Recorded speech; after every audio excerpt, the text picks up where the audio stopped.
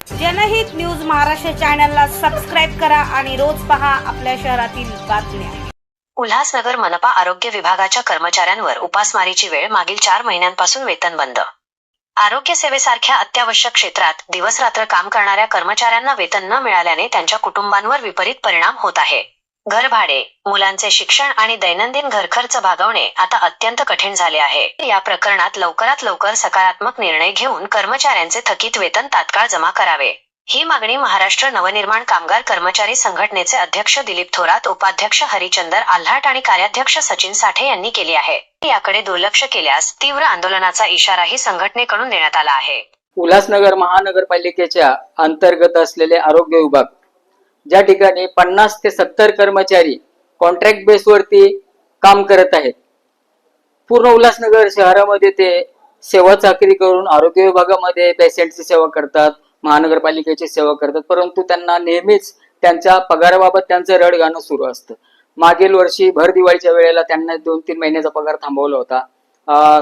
मनसे union कामगार नेते दिलीप थोरात साहेब यांनी तो पेमेंट काढून दिला होता। त्याच्यानंतरही त्यांच्या सतत तक्रारी चालूच असतात। आता हे कळत नाहीये की महानगरपालिकेच्या अंतर्गत काम करणारे, जे सेवा चाकरी करणारे कर्मचारी, त्यांना वेळेवर जर पगार नाही मिळाला तर त्यांचा उदरनिर्वाह होईल कसा? वारंवार त्यांचं त्या तक्रारी असतात। आताही पाहिलं की 3 ते 4था महिना लागतो, हा पेमेंट नाहीये त्यांना, आणि ते तक्रारी करत असताना ठेकेदारांना जेव्हा ती मागणी करतात तर ठेकेदार काहीतरी वेगळं सांगतो। महापालिकेशी त्यांचा काही संबंध नसल्यामुळे तर महापालिका काहीतरी वेगळं सांगते। मग त्यांनी मागणी मागायची कोणाकडे? न्याय कोणाकडे मागायचा? ते तर कष्ट करतायत ना। ज्यावेळेस हे मनसे युनियन कामगार संघटनेच्या कार्यालयामध्ये तक्रार आली, पूर्वी पण आम्ही असेच अनेक तक्रारी त्यांचे निवारण केल्या होत्या, आणि आताही थोरात साहेबांनी 10 तारखेपर्यंत अल्टिमेटच समजायला की 10 तारखेचं अल्टिमेट दिलेलं आहे। जर 10 तारखेपर्यंत त्यांना वेळेवर पगार नाही मिळाला तर 10 तारखेच्या नंतर आंदोलनाचा आम्ही इशारा देत आहोत। उल्हासनगर महानगरपालिकेच्या कंत्राटी पद्धतीने भरण्यात आलेल्या वैद्यकीय अधिकारी असतील, परिचारिका असतील, कामगार असतील, या सर्वांना कंत्राटी पद्धतीने भरल्यानंतर गेले 3 ते 4 महिन्यापासून त्यांना पगाराविना वंचित राहावं लागतं। ह्या अशा पद्धतीने पगार न मिळाल्यामुळे त्यांना त्यांच्या कुटुंबावर उपासमारीची वेळ आलेली आहे। मला सांगा, 1 महिना पगार नसेल तर माणसाला कशा पद्धतीने वावरावं लागतं, चालावं लागतं, पुढे जावं लागतं। आता हे 4 महिन्यापासून पगार नसतील, या लोकांवर कशी वेळ आलेली असेल, हे महापालिकेच्या प्रशासनाने यांच्याकडे वेळीच लक्ष देणं अत्यंत गरजेचं असताना नक्की हा प्रकार काय कळत नाही। महापालिकेचा समन्वय कोणाबरोबर नाही, काय कोण करतंय, कोण काय करत नाही, काय कोणाचं कोणाकडे लक्ष नाही, आंधळा दळतंय आणि पीठ खातंय, अशा पद्धतीने महापालिकेची अवस्था उल्हासनगर महापालिकेची झालेली आहे।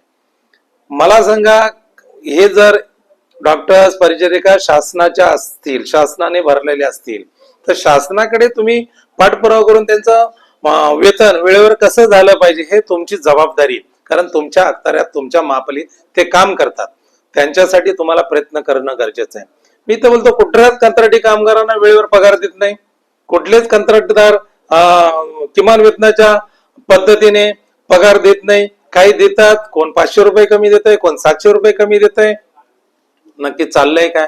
अशा पद्धतीने जर कंत्राटी कामगार या ठिकाणी काम करत असेल आणि त्याला पाठबळ देण्याचं काम आमच्या महापालिकेचे काही अधिकारी करतात, हे चाललंय काय?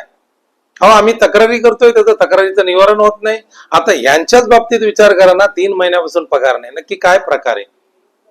काय सांगितलं जाईल त्यांच्या बाबतीमध्ये? तुम्ही काय त्यांना बघताय? ते तर तुमचं काम करताय ना, तुमच्या महापालिकेचं काम करताय, मग तुम्ही लक्ष नाही द्यायचं तर मग कोणी द्यायचं?